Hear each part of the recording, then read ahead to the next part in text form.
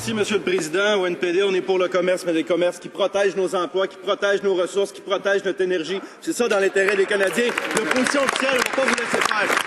C'est pas le seul dossier où il y a des problèmes avec les conservateurs. Dans la fraude électorale, les preuves s'accumulent. Élections Canada l'a dit, il y a eu des appels trompeurs. Des employés de centres d'appel ont signé des affidavits pour dire oui, c'est les conservateurs qui faisaient ces appels-là. Le web est rempli de plaintes d'électeurs qui disent qu'ils ont reçu des appels trompeurs avec des numéros de téléphone associés aux conservateurs. Ils ont leurs empreintes partout dans cette histoire-là. Alors, au lieu de couvrir ceux qui ont triché puis fraudé, est-ce qu'ils vont appuyer notre projet de loi pour renforcer le loi électorale?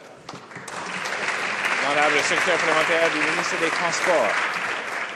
Monsieur le Président, la préoccupation spécifique à laquelle l'honorable député fait référence a été adressée par le Parti conservateur il y a plus d'un an. Et l'allégation qu'il pose est fausse.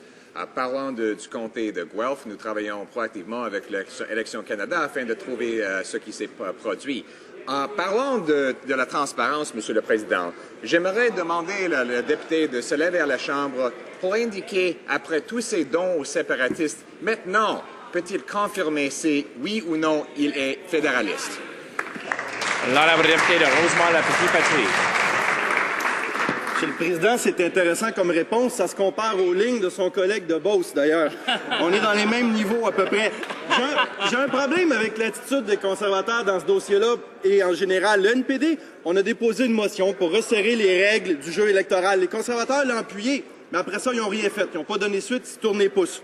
Le NPD, on dépose un projet de loi pour éviter que d'autres fraudes électorales comme ça se reproduisent. Puis, ils semblent pas prêts de l'appuyer. C'est le temps de faire un choix, Monsieur le Président. Soit les conservateurs appuient notre initiative et mettent en application nos recommandations, soit ils appuient la fraude électorale. Ils sont de quel bord? Oui. Honorable secrétaire parlementaire. Monsieur le Président, le député fait allusion aux observations faites par le député de Beauce, qui lui-même ne faisait que citer une proposition présentée par le NPD au Comité des transports. Une proposition qui voulait une nouvelle taxe à la valeur ajoutée. Et ce que je trouve troublant, Monsieur le Président, c'est que ce député n'ait pas la même générosité pour les contribuables qu'il a eu pour ses amis séparatistes à 29 reprises.